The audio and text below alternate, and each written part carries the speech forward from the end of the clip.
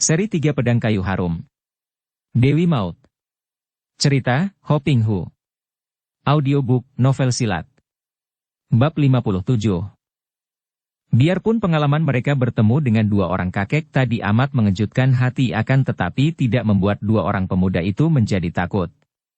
Setelah berhasil melewati padang bangkai dengan selamat, Tio Sun dan Kui Beng melanjutkan perjalanan mereka ke Lembah Naga menurut petunjuk yang mereka dapat dari si Kui. Mereka tentu saja maklum bahwa memasuki Lembah Naga sama artinya dengan memasuki Guha Naga Siluman yang berbahaya dan dengan mengandalkan kepandaian mereka saja mereka tentu tidak akan mampu menandingi tokoh-tokoh tempat itu.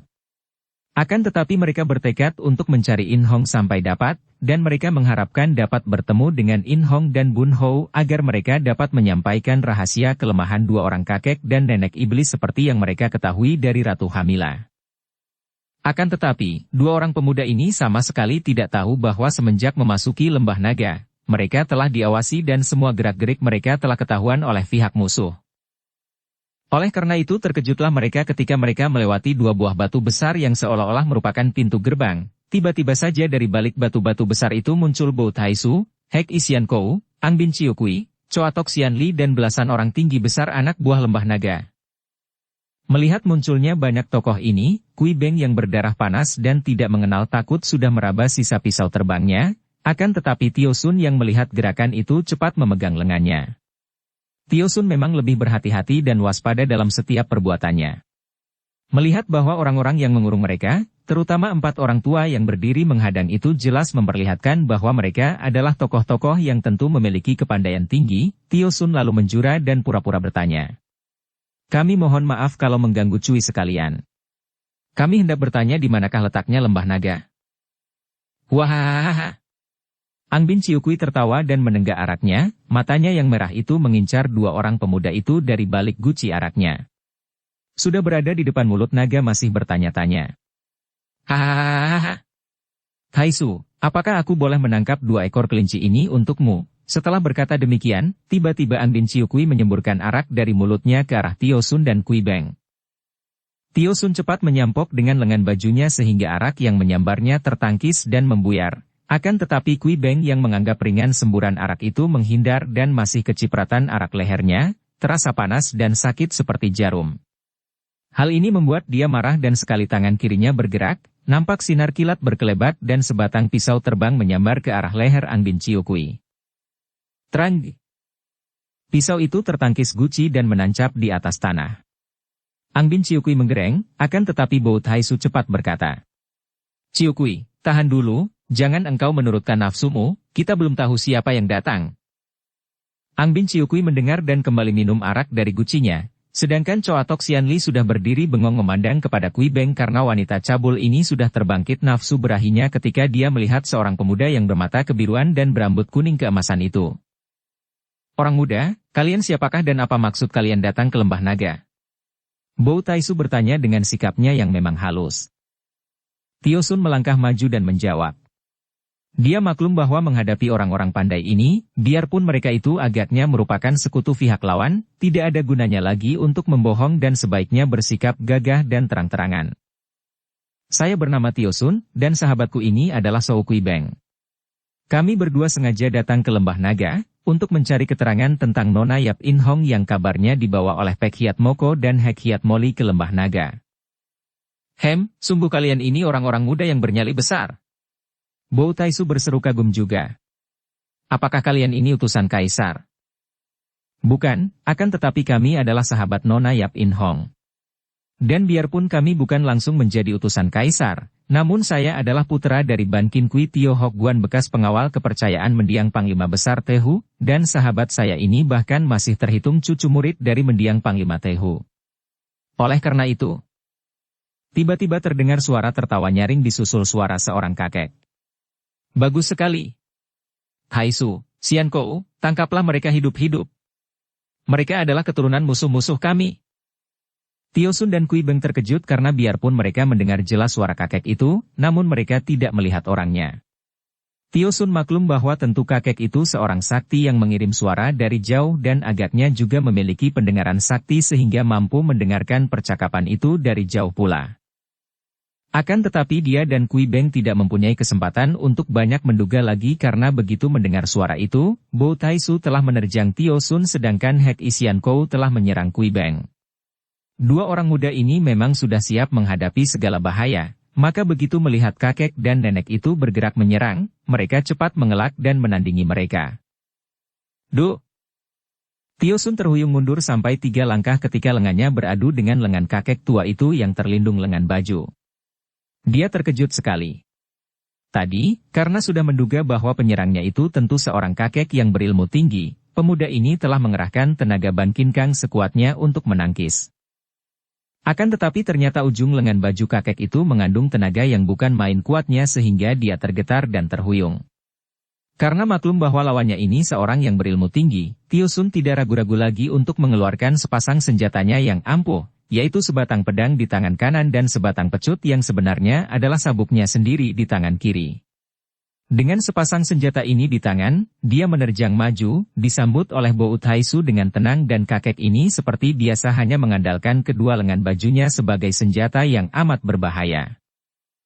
Sementara itu, Kui Beng yang dihadapi oleh Hek Isian Kou, dalam belasan jurus saja sudah terdesak hebat. Selisih tingkat kepandaian mereka jauh sekali sehingga biarpun Kui Beng mengamuk, mengerahkan seluruh tenaga dan mengeluarkan semua kepandaiannya, namun belum sampai 20 jurus saja, pedangnya terampas dan dia roboh tertotok. Setelah merobohkan Kui Beng yang segera diringkus oleh Ambin Chiu Kui, Hek Isian Kou lalu membantu Bo Taisu mengeroyok Tio Sun. Tentu saja pemuda ini menjadi makin repot. Melawan Bo Taisu seorang saja dia sudah kalah lihai dan kalau dilanjutkan akhirnya dia tentu akan roboh, dan kini maju lagi Hek Isian Kou yang juga lebih lihai daripada dia. Pemuda perkasa ini melawan mati-matian, namun akhirnya, pedang hitam di tangan Hek Isian Kou membuat pedang di tangan Tio Sun terlepas, cambuknya dapat ditangkap oleh Bo Taisu dan sebuah tendangan yang secepat kilat dari Hek Isian Kou mengenai lututnya dan membuat dia roboh. Seperti juga Kui Beng, Tio Sun ditubruk oleh banyak anak buah lembah naga dan diringkus. Tubuh dua orang pemuda yang sudah diringkus kaki tangannya itu diseret ke dalam sebuah rumah besar dan dihadapkan kepada Pek Hiat Moko dan Hek Hiat Moli yang memandang dengan mulut menyeringai girang. Dengan kasar, para anak buah lembah naga memaksa Tio Sun dan Kui Beng duduk di atas lantai menghadapi kakek dan nenek yang duduk di atas kursi itu. Benarkah engkau putra Ban Kin Kui Tio Hok Wan pengawal kepercayaan Tehu? Pek Hiat Moko bertanya kepada Tio Sun. Pemuda ini mengangguk. Kenapa tidak ayahmu sendiri yang datang untuk menghadapi kami? Kenapa mengutus seorang pemuda yang masih hijau seperti engkau? Tanya pula Pek Hiat Moko. Tio Sun memandang dengan sikap tenang. Pek Hiat Moko, ayahku tidak tahu menahu akan kedatanganku ke sini. Aku datang bersama sahabatku atas kehendak sendiri untuk menentangmu dan menuntut agar engkau membebaskan Nona Yap In Hong. Hahaha, nyalimu besar sekali. Engkau sudah tahu siapa aku? Tentu saja aku tahu. Ketika engkau bersama Hek Hiat Moli bertempur dengan ketua Chin Ling Pai, aku melihat kalian. Tiba-tiba Hek Hiat Moli yang sejak tadi memandang kepada Kui Beng, menghardik kepada pemuda itu. Kau bukan orang Han. Engkau orang asing dari barat. Bagaimana engkau berani mengaku tadi bahwa engkau cucu murid Tehu? Kui Beng balas memandang dengan mata melotot. Nenek gila. Dengarlah baik-baik. Ibuku adalah pendekar wanita Souli Hua, murid dari mendiang Panglima Tehu, sedangkan ayah adalah seorang Portugis. Aku datang untuk menuntut kepada kalian agar membebaskan Nona Yap In Hong. Hehehe. Hek Hiat Moli tertawa terkekeh dan mata kanannya bersinar-sinar aneh. Bawa mereka ke lapangan dan ikat di kayu tonggak agar menjadi makanan burung nazar. Hehehehe. Benar. Bawa mereka keluar. Terserah nasib mereka. Kalau nasib baik, tentu orang-orang yang lebih penting datang untuk menolong mereka dan menghadapi kita. Kalau nasib buruk, biar mereka dicabik-cabik burung-burung nazar. Kata Pek Hiat Moko dan para anak buah lembah naga lalu menyeret Tio Sun dan Kui Beng keluar dari tempat itu. Dibawa ke lapangan dan mereka segera sibuk membuat tonggak kayu salib dan mengikat mereka berdua di tonggak kayu itu. Kemudian mereka meninggalkan Tio Sun dan Kui Beng berdua di tempat itu, tertimpa panas sinar matahari tanpa terlindung apapun. Kedua orang pemuda itu berusaha untuk meronta dan melepaskan diri, akan tetapi Tio Sun segera mendapat kenyataan bahwa tidak mungkin mereka dapat lolos. Melihat betapa Kui Beng meronta-ronta dengan beringas dan nampak darah di pergelangan tangan dan kaki pemuda itu karena kulitnya pecah-pecah ketika dia meronta-ronta dengan kuat, Tio Sun berkata, "Tenanglah, Beng Te. Tali untuk mengikat kaki tangan kita ini adalah tali kulit kerbau yang kuat sekali dan tidak mungkin dapat kita patahkan begitu saja. Tidak baik membuang-buang tenaga dan tidak baik kalau sampai darah kita keluar karena hal itu akan menarik perhatian burung-burung di sana-sini." Kui Beng mengikuti pandang mata Tio Sun dan dia melihat beberapa ekor burung yang besar bertengger di atas sebatang pohon dan ada beberapa ekor lagi yang berterbangan di sekitar tempat itu. Itulah burung-burung nazar, burung-burung pemakan bangkai yang liar dan buas. Wajah Kui Beng menjadi pucat karena dia merasa ngeri. Melihat ini, Tio Sun bertanya, hatinya penuh iba. "Engkau takut, Beng Te?" Kui Beng memandang kepadanya, lalu mengangguk. "Tidak aneh, aku pun merasa ngeri melihat burung-burung itu. Akan tetapi jangan khawatir, burung-burung yang kelihatan menyeramkan itu sebetulnya adalah binatang-binatang yang penakut dan mereka tidak akan menyerang sesuatu yang hidup. Hanya kalau kita sudah mati saja mereka berani menyerang. Dan kurasa kita tidak akan mudah mati begitu saja.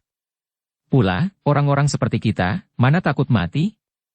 Hanya sayangnya, kita belum menyampaikan rahasia mereka itu kepada Chia Tai Hiap atau Nona Yap."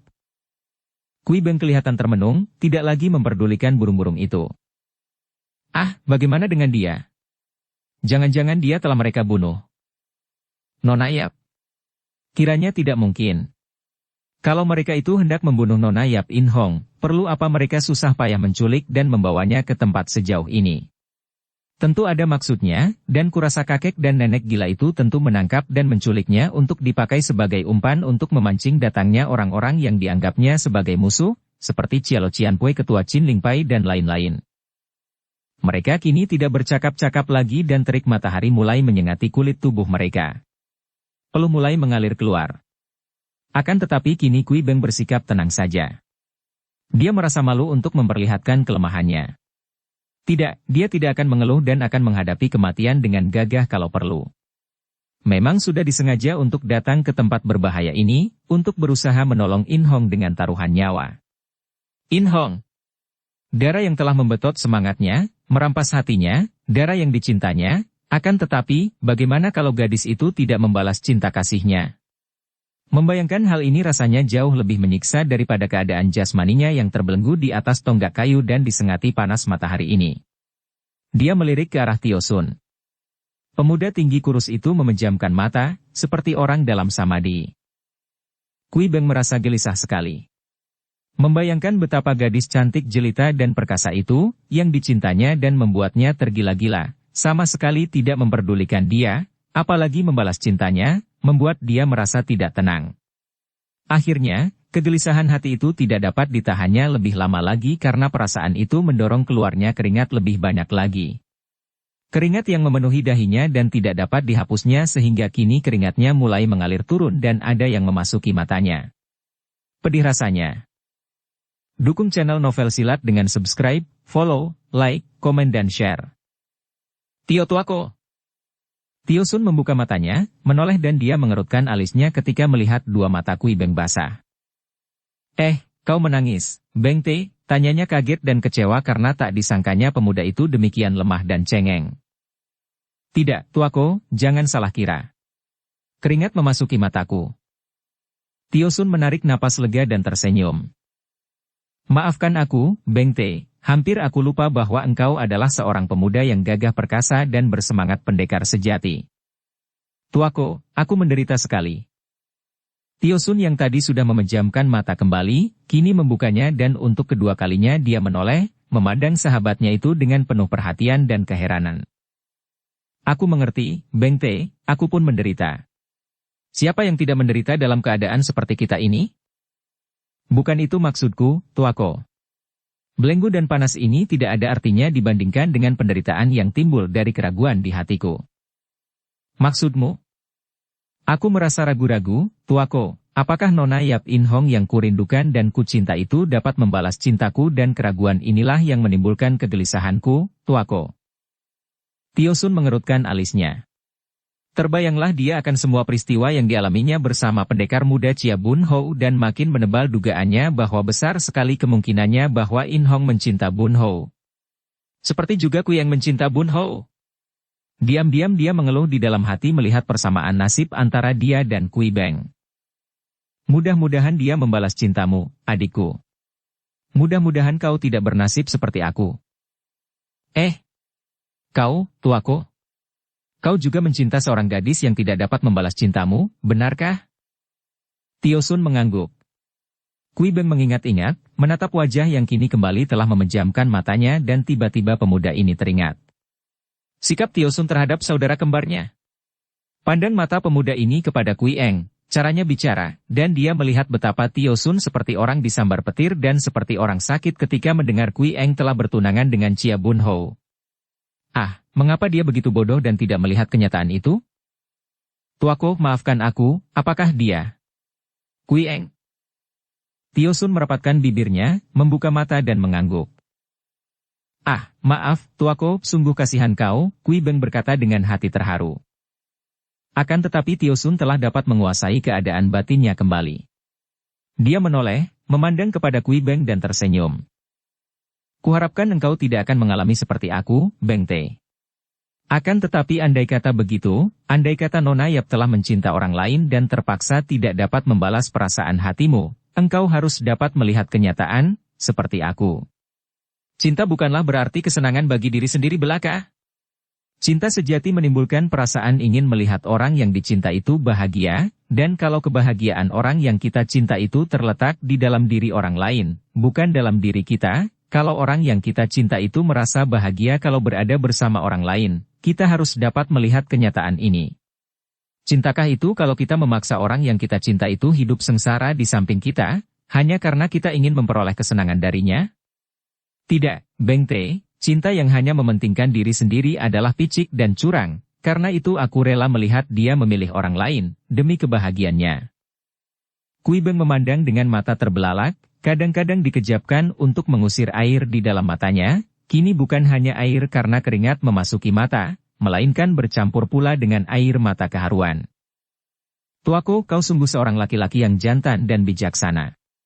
Kalau saja Kui Eng belum bertunangan dengan Chia Tai Hiap, aku akan merasa bangga sekali mempunyai seorang ipar seperti engkau, Tio tuaku.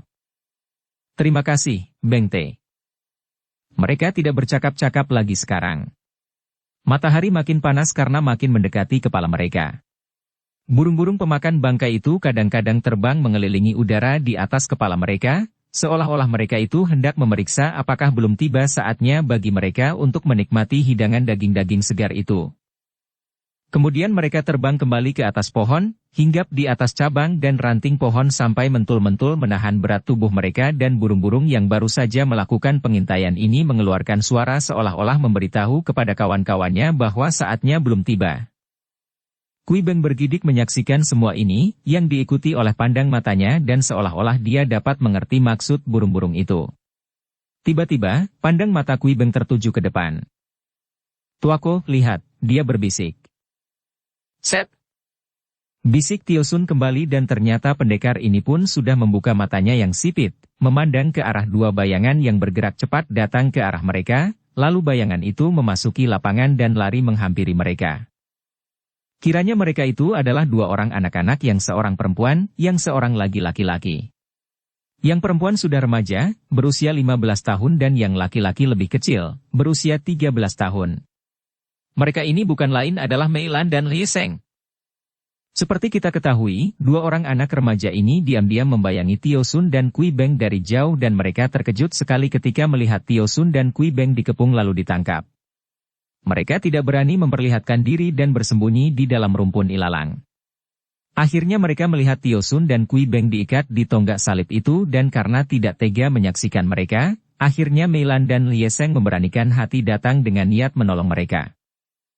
Ketika mengenal dua orang bocah yang pernah mereka jumpai, bocah-bocah yang berada bersama dua orang kakek yang memiliki kesaktian hebat, timbul harapan di hati Tio Sun. Kiranya dua orang anak ini bukanlah anak lembah naga, dengan demikian berarti dua orang kakek itu pun bukan orang lembah naga. Betapapun juga, yang datang hanya dua orang bocah yang tidak mungkin akan dapat melawan orang-orang lembah naga. Bocah-bocah ini memang lihai, akan tetapi dia sendiri sudah melihat tingkat mereka yang masih mentah. Karena itu, Tio Sun cepat berbisik kepada Meilan. Nona, kau lekas tinggalkan kami, harap kau bantu kami menyelundup ke dalam, dan kau cari Nona Yap In Hong dan Chia Bun Hou Tai Hiap yang tertawan di dalam, katakan bahwa kelemahan Pek Hiat Moko dan Hek Hiat Moli berada di bagian lutut ke bawah. Cepat! Meilan adalah seorang anak yang cerdas sekali. Melihat sikap sungguh-sungguh dari Tio Sun, dia dapat menduga bahwa tentu pesan itu amat penting.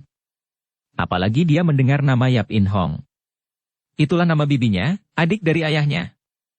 Bibinya itu tertawan di sini. Dia mengangguk dan cepat pergi dari situ, lari dengan cepat sekali ke arah yang diisyaratkan oleh kepala dan pandang mata Tio Sun, yaitu ke arah perkampungan Lembah Naga. Sedangkan Lie Seng melanjutkan usahanya untuk melepaskan belenggu dari kedua lengan Kui Beng. Namun, tidak mudah bagi pemuda cilik ini untuk melepaskan belenggu yang demikian kokoh kuatnya. Dan pada saat itu terdengar suara bentakan-bentakan dan muncullah belasan orang anak buah Lembah Naga yang memang bertugas menjaga umpan itu agar jangan lolos dan juga agar kalau ada orang luar datang mereka dapat cepat melapor. Tangkap bocah itu. Kejar yang perempuan. Dia lari ke dalam. Lie Seng yang diserbu oleh dua orang itu cepat meloncat dan menerjang mereka dengan keberanian yang mengagumkan.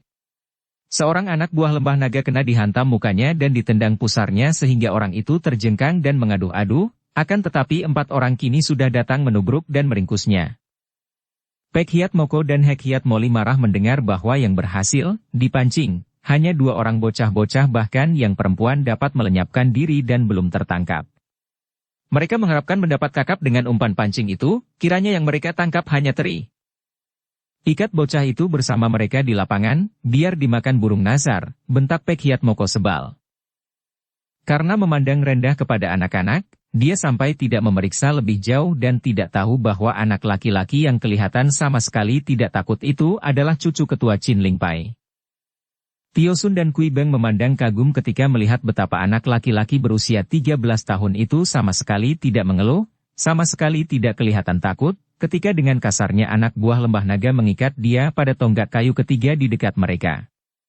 Sinar mata anak laki-laki itu penuh dengan keberanian.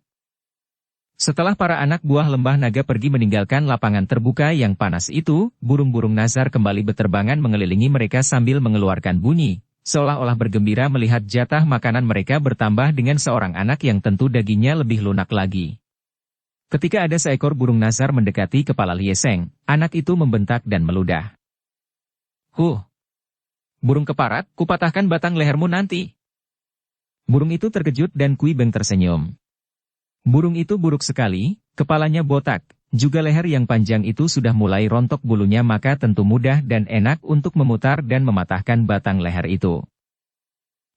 Adik kecil. Kau tidak takut?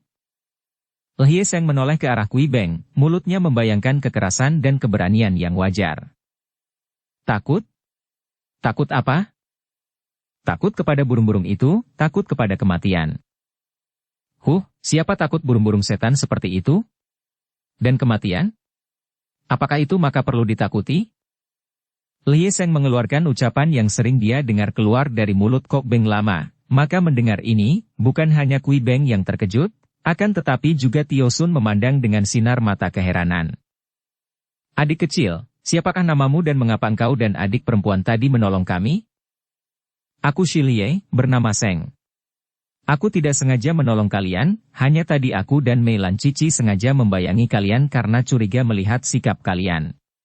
Melihat kalian ditangkap dan diikat di sini, kami berdua lalu berusaha membebaskan, akan tetapi sial, aku tertangkap pula. Bocah ini memiliki watak yang berani dan keras, pikir Tio Sun. Bicaranya singkat dan padat.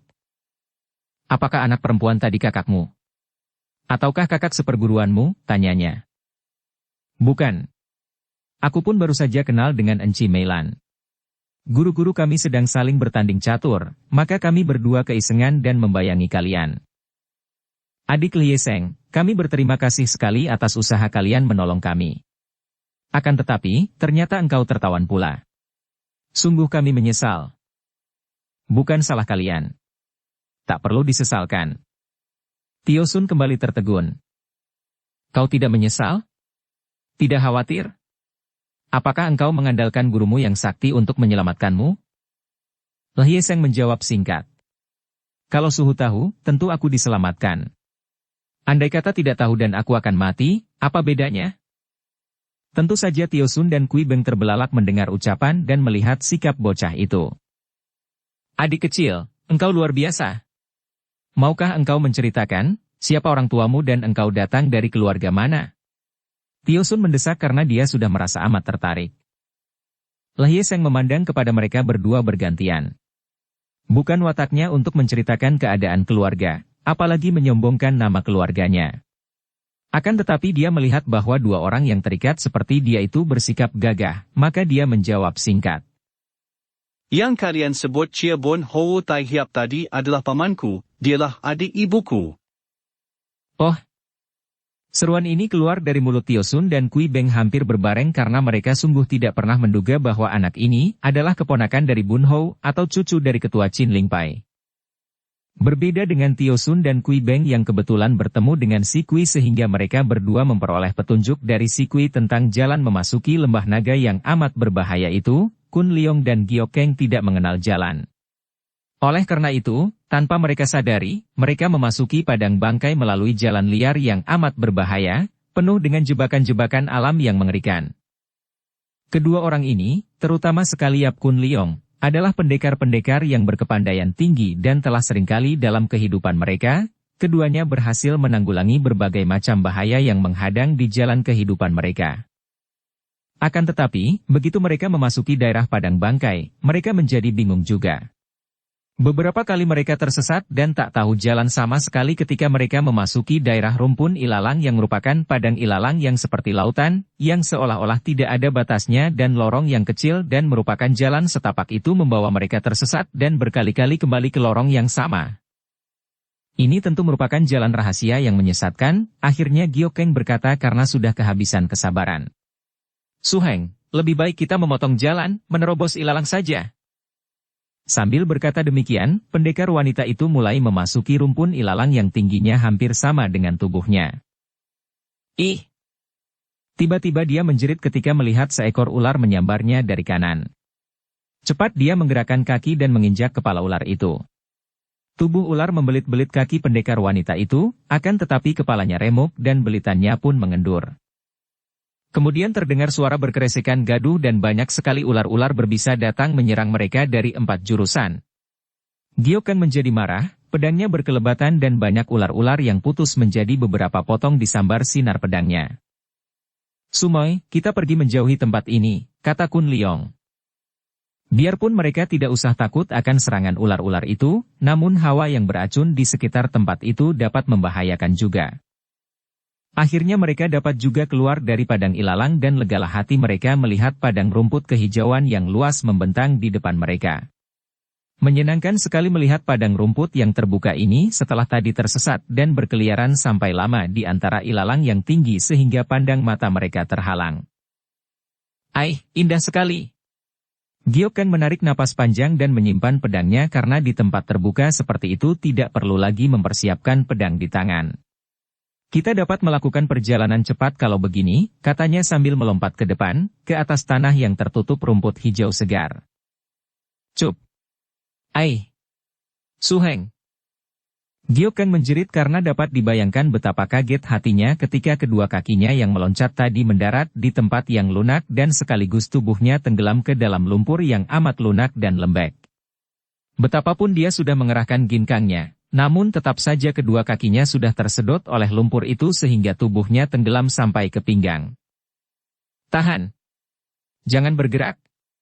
Sumoy, perhatikan, jangan bergerak sedikit pun juga. Kun Leong berteriak keras dengan wajah pucat. Dia maklum akan bahayanya tempat seperti ini dan dia tidak mau sembrono untuk meloncat mendekati wanita itu karena hal itu berarti dia akan terjeblos pula. Pertahankan, jangan bergerak, Sumoy, tunggu aku akan mengambil cabang yang panjang untuk menolongmu. Akan tetapi dia mendengar Giok Keng menjerit dengan suara tertahan, pendekar wanita itu menggigit bibir dan matanya terbelalak seperti menahan sakit, kemudian terdengar wanita itu berseru. Tidak perlu, Su Heng, lekas tolong kau sambut ini. Tangan Giok Keng sudah bergerak menanggalkan sabuknya yang berwarna merah muda, sabuk yang selalu dilibatkan di pinggang karena benda ini merupakan senjatanya yang ampuh. Begitu dia menggerakkan tangan, sabuk itu meluncur ke depan dan ujungnya ditangkap oleh Kun Leong. Pegang kuat-kuat, Sumoy, kata Kun Leong dan pendekar ini mulai mengerahkan tangannya untuk menarik Giok Keng keluar dari dalam lumpur maut itu. Biarpun agak susah payah dan hati-hati sekali agar sabuk merah itu tidak putus, akhirnya Giok Keng dapat ditarik keluar dari dalam lumpur dan begitu tiba di atas tanah yang keras, Giok Keng mengeluh. Aduh Su Heng, ada binatang-binatang menggigiti aku. Pamanku, dialah adik ibuku. Dia cepat menyentuh kakinya dan ketika melihat seekor lintah menempel di betisnya, wanita itu menjerit saking jijiknya dan tanpa ingat apa-apa lagi, dibantu oleh Kun Leong, Giok Keng menanggalkan pakaiannya. Dan ternyata ada beberapa ekor lintah menempel di kulit tubuh yang putih mulus namun berlepotan lumpur itu. Kun Leong membunuh lintah-lintah itu, kemudian memondong tubuh Giok Keng yang hampir pingsan saking ngeri dan jijiknya, membawanya ke saluran air yang mengalir di tepi lorong dan menurunkan tubuh itu sehingga terendam air. Ah, Su Heng! Giok Keng terisak, kedua lengannya masih merangkul leher Kun Leong. Sejenak mereka berada dalam keadaan seperti itu, saling rangkul dan masih tegang oleh peristiwa yang amat mengerikan itu. Dalam keadaan seperti itu, dua hati yang memang sejak dahulu saling tertarik namun tidak memperoleh kesempatan untuk bersatu, merasakan getaran aneh. Kun Leong maklum akan hal ini, maklum pula bahwa keadaan mereka yang ditinggal mati oleh teman hidup masing-masing memperkuat dorongan itu. Sumoy. Su Heng, aku cinta padamu, Su Heng, baru sekarang aku merasakan hal itu. Sumoy, aku pun cinta padamu. Akan tetapi, Sumoy, kita tidak boleh dan cinta bukan hanya hubungan antara jasmani belaka. Dapatkah kau merasakan itu, Sumoy? Kita saling mencinta, dan justru cinta kita yang menyadarkan kita bahwa hubungan jasmani antara kita akan merupakan perbuatan yang dikutuk oleh umum, yang melanggar kesusilaan, yang dianggap kotor dan rendah. Aku tidak ingin melihat engkau dianggap rendah, Sumoy, dan engkau pun tentu begitu pula, kalau memang engkau cinta padaku. Su Heng, aku cinta padamu bukan untuk itu saja. Oh, tubuh itu menjadi lemas dan Giok Keng roboh pingsan. Kun Leong terkejut sekali. Cepat dia membersihkan semua lumpur yang menempel di tubuh Giok Keng, kemudian mengangkat tubuh itu keluar dari air, merebahkannya di atas alang-alang kering dan menyelimutinya dengan baju luarnya yang dia tanggalkan. Setelah memeriksa dengan cepat, dia memperoleh kenyataan bahwa Giok Keng keracunan, sungguh pun tidak berapa hebat racun itu, namun ditambah dengan kengerian hebat tadi, agaknya membuat wanita itu roboh pingsan. Kun Leong cepat mencuci pakaian Giok Keng yang berlumpur, memeras airnya dan beberapa kali dia menggerakkan pakaian itu dengan cepat sehingga pakaian itu berkibar dan sebentar saja mengering, kemudian dia mengenakan kembali pakaian itu ke tubuh Giok Keng yang masih pingsan. Dibantu oleh hawa murni yang mengalir dari telapak tangan Kun Leong, sebentar saja hawa beracun dari gigitan lintah-lintah tadi telah lenyap dan Giok Keng mengeluh, lalu membuka matanya. Dia teringat dan cepat bangkit duduk. Ketika dia melihat bahwa tubuhnya telah memakai pakaiannya, dia menoleh kepada Kun Leong dan memandang dengan penuh rasa haru dan terima kasih. Akan tetapi kedua pipinya berubah merah sekali ketika dia teringat akan keadaannya tadi. Syukur engkau tidak apa-apa, Sumoy, kata Kun Leong. Giok Keng menarik napas panjang. Sungguh berbahaya, terima kasih atas pertolonganmu dan atas segala-galanya yang telah kau lakukan untukku, Su Heng. Kun Leong tersenyum, memegang tangan wanita itu dan menariknya berdiri sambil tersenyum dan berkata, masih perlukah lagi sikap sungkan-sungkan dan kata-kata tentang budi dan pertolongan di antara kita, Sumoy? Dengan saling berpegangan tangan, mereka diam tak bergerak, saling pandang dan sadar, mata mereka seolah-olah menyorot sampai ke lubuk hati masing-masing, mendatangkan perasaan hangat dan bahagia. Mari kita lanjutkan perjalanan ini, Sumoy. Baik, Su Heng. Dan kita harus berhati-hati sekali. Tempat ini ternyata amat berbahaya. Keduanya lalu melanjutkan perjalanan sambil bergandengan. Mereka saling berpegang tangan bukan untuk menurutkan kemesraan hati, melainkan agar dapat saling menolong dengan secepat mungkin kalau ada bahaya menyerang mereka. Andai kata tadi mereka saling bergandengan ketika kaki Giok Keng terjeblos, tentu Kun Leong dapat seketika menolongnya. Berkat ilmu mereka yang tinggi dan sikap mereka yang amat hati-hati, akhirnya kedua orang pendekar ini dapat melampaui padang bangkai, memasuki perkampungan, menyeberangi jembatan dan melanjutkan perjalanan mereka ke daerah Lembah Naga. Kedua orang itu kini merasakan sesuatu yang amat mendalam di antara mereka, perasaan kasih sayang yang jauh lebih tinggi dan lebih murni daripada perasaan cinta yang hanya menuntut pemuasan nafsu berahi semata. Lebih mirip cinta antara sahabat yang tanpa pamrih memuaskan hasrat nafsu pribadi, bersih daripada keinginan untuk disenangkan, bahkan ingin membuat orang yang dicinta itu selalu bahagia dan gembira, perasaan yang timbul dari belas kasihan dan penyesalan atas kesalahan diri sendiri. Matahari telah condong ke barat ketika mereka tiba di daerah Lembah Naga. Tiba-tiba Gyokeng menahan seruannya dan menunjuk ke depan, ke arah titik-titik hitam yang bergerak dan berterbangan di atas sebatang pohon. Kun Leong juga memandang dan berkata, agaknya itu adalah burung-burung Raja Wali. Atas segala-galanya yang telah kau lakukan untukku, Su Heng. Bukan, Su Heng. Burung Raja Wali lebih besar, seperti burung elang. Mereka mempercepat langkah mereka menuju ke lembah di depan dan kini mereka dapat melihat dengan lebih jelas. Ah, burung Nazar, burung pemakan bangkai, kata Kun Leong. Mari kita ke sana, Su Heng. Menurut cerita, burung seperti itu tidak akan beterbangan lagi kalau di sana terdapat bangkai. Mereka hanya beterbangan menanti kalau di bawah terdapat makhluk yang mereka harapkan akan mati tak lama lagi. Mari, Sumoy. Tempat ini memang menyeramkan dan segala hal bisa saja terjadi. Mereka kini menggunakan kepandaian untuk mendaki tempat itu, namun masih tetap waspada dan hati-hati sekali. Dari jauh mereka melihat 3 orang yang terikat di tonggak kayu di tengah lapangan terbuka itu. Ah, benar saja ada orang-orang disiksa di sana dan burung-burung itu menanti mereka mati, kata Kun Leong. Mereka cepat memasuki lapangan. Dari jauh terlihat oleh mereka 2 orang laki-laki dewasa dan seorang anak laki-laki terikat di tonggak kayu salib masing-masing dalam keadaan lemah dan hampir pingsan dan sudah ada 2 ekor burung nazar dengan berani hinggap di atas kayu salib di mana bocah itu terikat. Tiba-tiba terdengar Gyokeng menjerit.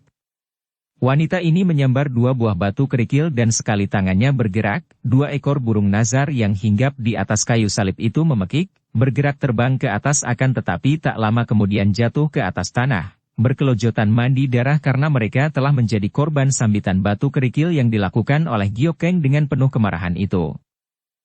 Senji, teriak Gyokeng sambil berlari dan menahan isak tangisnya melihat bahwa anak itu bukan lain adalah putranya. Ibu.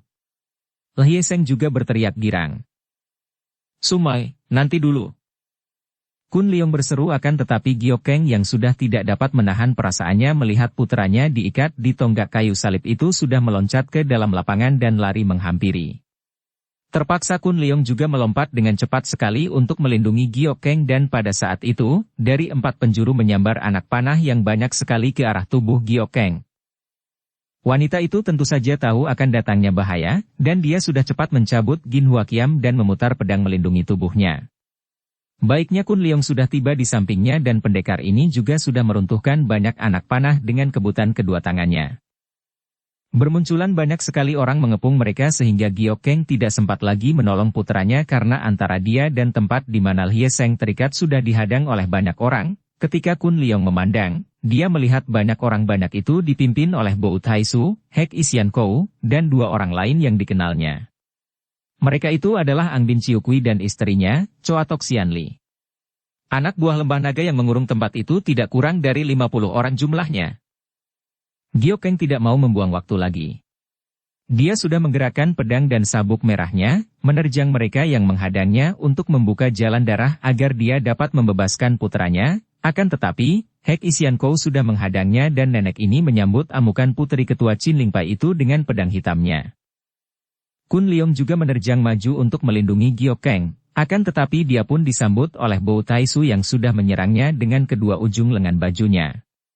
Karena pendekar ini maklum bahwa mereka memang telah dinanti-nanti oleh pihak musuh dan bahwa pihak musuh amat banyak dan lihai, maka begitu bergerak dia sudah menggunakan gerakan-gerakan dari ilmu mujizat yang didapatnya dari kitab Keng Lun Tai pun sehingga dalam beberapa gebrakan saja, Bo Taisu yang amat tinggi kepandaiannya itu terpaksa banyak meloncat mundur dan mengeluarkan seruan kaget sekali. Kun Leong tidak peduli dan terus mendesak, Kini dia menampar dengan tenaga Pek Inciang, tangan awan putih, yang mujizat. Plak plak plak. 3 kali mereka bertemu tangan dan Bout Haisu terhuyung ke belakang. Ah! Kakek itu berseru dengan muka pucat.